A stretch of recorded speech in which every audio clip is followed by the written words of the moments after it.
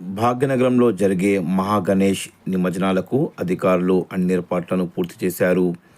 50,000 విగ్రహాలతో 303 కిలోమీటర్ల మేర శోభాయాత్ర జరుగుతుందని అధికారులు అంచనా వేస్తున్నారు. ఈ నేపథ్యంలో పోలీసు అధికారులు 30,000 మంది పోలీసులతో భారీ బందోబస్తు ఏర్పాటు చేసిన విషయం తెలిసిందే.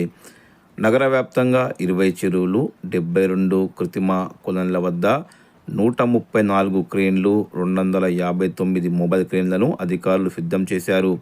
హుస్సేన్ సాగర్లో 9 బోట్లు, 200 మంది గజ ఈతగాళ్లు, 486 మంది శానిటేషన్ సిబ్బందిని కూడా అధికారులు నియమించారు.